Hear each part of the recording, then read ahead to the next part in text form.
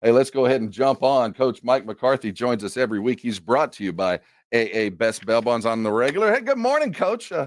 How's your Friday? It's going well. It's been a quick week. How are you doing today? Coach, I've been doing great, and yeah, it's a quick week. And does it feel? Is this a good time for a quick week? Yeah, I guess so. Yeah, I think anytime you don't get it done, it's you want to get back at it. So, but as you know, this is the same schedule every week, so you're always kind of gearing up for this stretch. You guys are good at this. There's no getting around it. You've done it so many times. What's the toughest thing to get accustomed to, other than, of course, your body and coming back from all the injuries? But the turnaround and the scouting. What's the secret to that you've picked up over the years? Well, just staying in front of it. We do a lot, even in a normal 7-day week, where our coaches work ahead. So you definitely have to just do more of that down the stretch. Like our coaching staff was working on the Giants here last night, and we'll continue to do that tonight and all the way through. Going up to Washington, and probably spend some time at the hotel working on the Giants. So you just got to keep working ahead, and your assistant coaches really carry the water in this situation. It's crazy to me that you can then put together 2 game plans at once. And when you get that idea, obviously the nomenclature stays the same, but the ideas change. How do you translate that to practice, knowing that just the 4 hours earlier you were looking at the Giants? Well, I think the biggest thing I know for me personally is just to make sure you go back and I'll watch tape, leading up in the locker room leading up to the game, because I just think that when I was younger, you're like you just said, you're watching tape of the Giants, and you're working Friday, Saturday, and then Sunday you get into the game, and even as an assistant, you see a defense, you're like, well, oh, wait a minute, that's not this week, that's next week. So, but yeah, it's training. It's part of your regiment, and you have to do it that way. That's the only way you're able to keep up with the pace and volume, and stay on top of yourself, Scott, and all the little things to make sure you're giving the guys a good plan. Looking at the Commanders, it's a team that looks like they kind of plateaued. What's the film looking like with Jayden over the last couple of weeks? Are you seeing some tendencies that he's kind of landing into kind of situations that you know how to defend him now that there's some tape on him?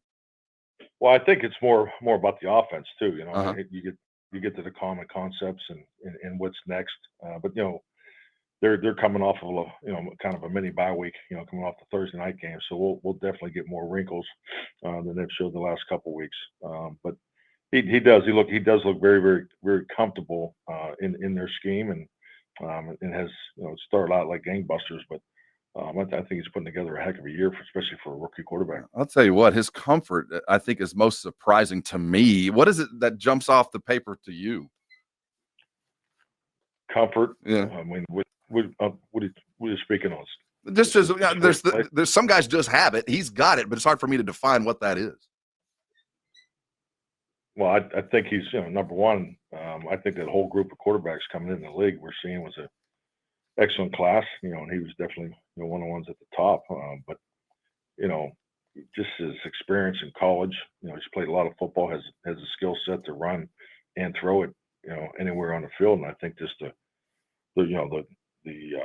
up tempo pace offense really he really fits it. And his ability to also stress the defensive contain front with his run ability. Keeps him in positive situations when he is in space. And I think when you're able to play that way, run and pass, you're keeping him in a really clean first and second down where he can he doesn't have to do a ton of things from a read progression in the pocket. And they do a nice job on third down. But the young man is a very natural pocket passer too. That's one thing I know at LSU. I was very impressed with on his college tape. But he's definitely running at a much effective rate in this offense. How much and this is just a broad question in the NFL, how much of offenses come to the younger quarterback as opposed to younger quarterbacks learning the NFL style? Well, I think that's really the reflection of the system, right? That they walk into. I mean, I've always felt offensively more than defensively, your system has to be able to accommodate the many skill sets coming out of college football.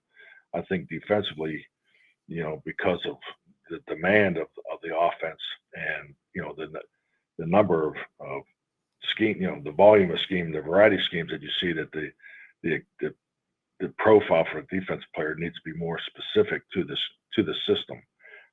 So to answer your question, I think, when you're looking at a quarterback and how you want to play on offense, systematically, I've always felt that, and I've always preferred the athletic quarterback. I was never a preference for a guy that just can stand in a pocket and beat you, because the defensive lines in today's NFL, everybody has 5 number 1 picks up front, so the ability to move the quarterback to me has always been critical. And even when you go back to the San Francisco teams in the 80s, with Montana and Young, those guys always averaged 25, 30 yards of rushing a game, and that's that hidden yardage that the defense, it just would drive you crazy. So I've always preferred the athletic quarterback, and Jayden definitely fits into that profile. Can you make a less than athletic mobile quarterback a little bit more mobile by your play call? I mean, can you move them in the direction that you want, or are you kind of stuck with your footwork that they've got?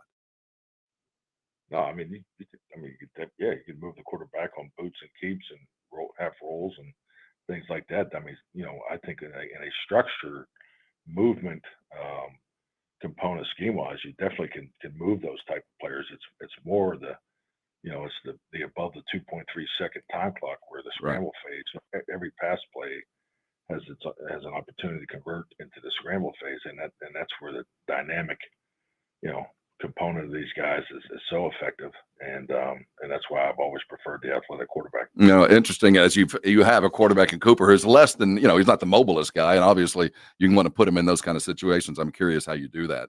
Let's talk about your team. Injuries still an issue. You're going to hit a lot of is Bland going to is he going to go on IR? What's the status of him? Well, he practiced yesterday. Yeah. So that was his first full practice. It's the most he's done, and I'm hopeful when he gets here today that we're moving forward. So if he feels, if he completes the week, Rob, I see him lining up Sunday. That would be a huge step forward for you guys. Anybody else that is on the edge? On the edge? Yeah, maybe not. Yeah, I mean Tyler Smith. He's got some work to do, but I think we're going to be okay there. But yeah, I mean it's being on a 6-day week. That whole group of guys is going to need to show it on Saturday.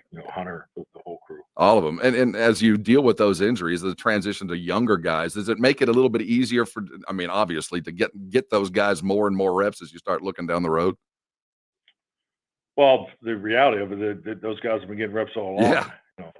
So it's our young players have practiced a lot and played a lot. So and I think these young guys are improving, and the goal is obviously for it to show up on Sundays. Let's talk about Micah for a second. All the things that Micah says and does, and obviously the quote about being a damn good football team. How do you take that? And obviously you want your guys to believe that there's the potential for that. But what when you hear your guys go off and say that with the record they've got, what's your response? Well, I think it's really the look at what's going on inside the walls here. Mm-hmm. It's a group of men that believe in one another, and at the end of the day, the belief of the locker room is what's most important. So, because nothing's going to happen, without that belief. DQ, obviously a friend. Have you guys stayed in contact? Oh, absolutely, yes. What's the conversations been like up there? How's he like the new stats and the new folks that he's working for up there? Oh no, I mean Dan's gets up every day with a bunch of energy, but obviously have not talked to him this week. But no, he's very, very pleased with the start and just really the way everything came together in the spring. So he's off to a good start. Well, Coach, we all are blessed with adversity now and again, are always better for it. And I cannot compliment you more for how you've been handling it. It's never been easy, and this has been one of those tough weeks. As always, bid you good health and good luck this week, Coach. Thanks for stopping by. All righty. Thanks, Rob. Take care.